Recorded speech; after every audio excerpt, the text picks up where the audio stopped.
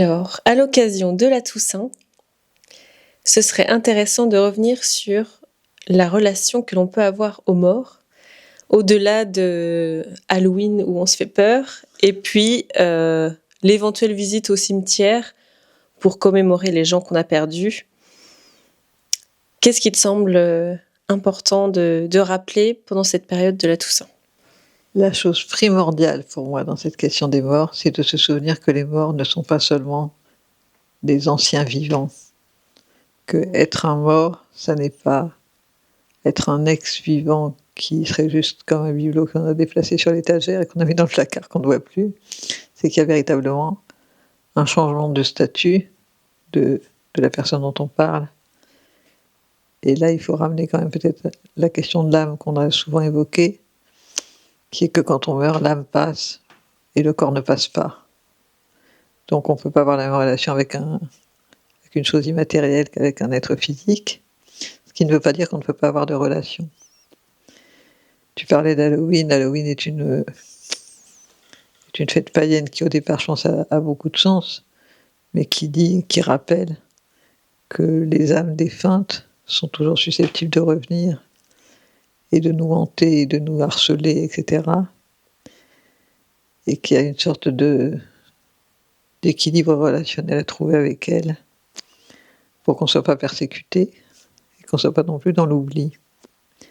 Donc une blague ou un bonbon, comme une manière de dire, il y a du troc entre nous. Il y a un point d'acupuncture d'ailleurs qui s'appelle troc cruel, qui a à voir avec les ancêtres.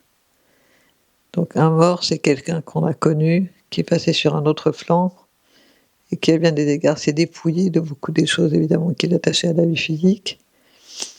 Mais avec cette personne, le lien peut perdurer dans le sens où une responsabilité continue à s'exercer. C'est ce que montrent à l'évidence les répétitions transgénérationnelles, les phénomènes d'emprise, etc. Et il nous est demandé, si on veut vivre en paix avec ça, d'en faire quelque chose. D'écouter d'abord, d'estimer aussi la nature des responsabilités, ensuite de part et d'autre, et parfois de réparer. Pas toujours, parfois c'est aussi renoncer à réparer. En tout cas, ça veut dire changer de support relationnel tout en maintenant, voire même en créant un lien qui n'a pas eu lieu forcément du vivant de la personne.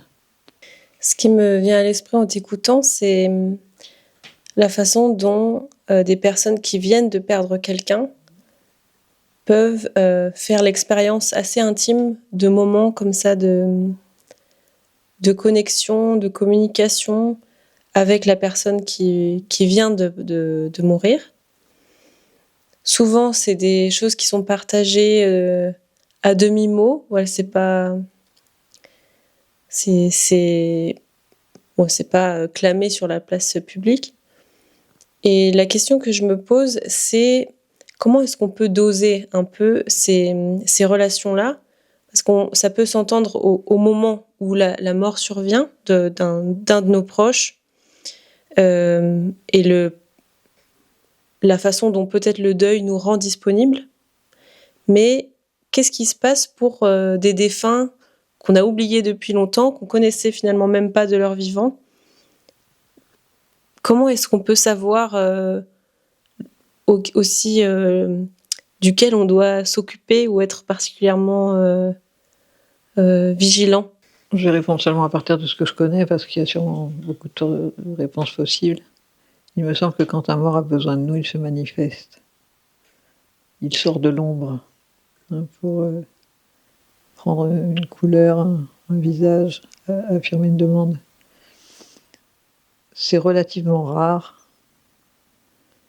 et je crois que ça ne doit pas être provoqué.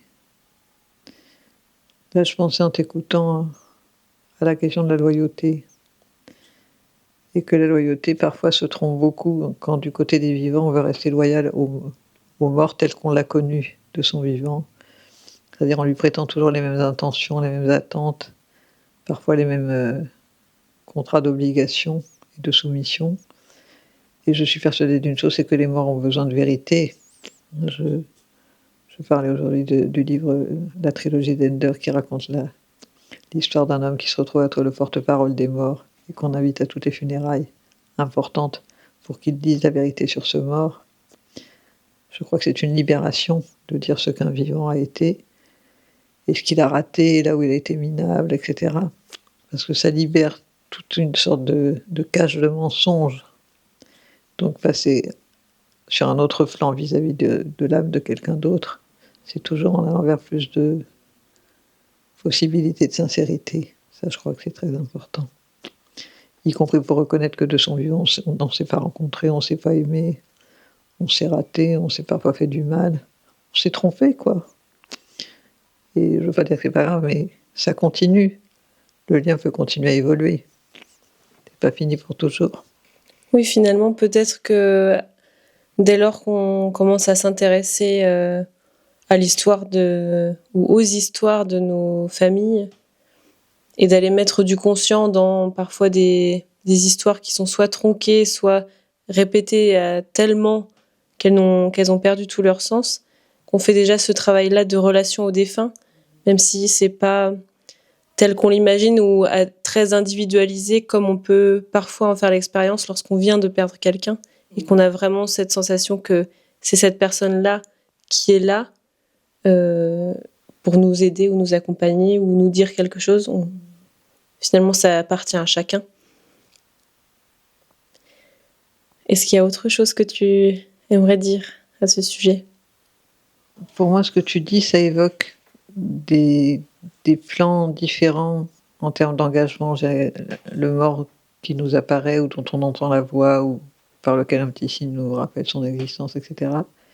C'est encore une relation personnelle dans laquelle il y a encore beaucoup de mémoire affective, etc. Et c'est très bien, pourquoi pas. Ça va, ça vient aussi. Et parfois, ça surgit à des endroits très inattendus de la relation. Mais plus profondément que ça, je crois qu'il y a une dimension moins personnelle, mais paradoxalement, on pourrait dire néanmoins incarnée, chaleureuse, vivante, et qui est l'éthique pour moi, c'est-à-dire ce plan dans lequel tout ce qui se lie à l'éthique reste uni sans rupture, au-delà de la dimension affective. Ça fait penser à la différence entre les défunts. La fête des défunts, c'est le 2 novembre, et la fête de tous les saints, qui est le 1er novembre. Il y a beaucoup de confusion dans l'esprit des gens, comme si la Toussaint, c'était la fête des morts, et comme si être mort, c'était forcément devenir quelqu'un de bien. Je vous rassure, ce n'est pas le cas. Le mal qu'on a fait nous suit. Et tout le travail, je dis souvent, entre la Toussaint et les défunts, il y a une longue nuit quand même à traverser.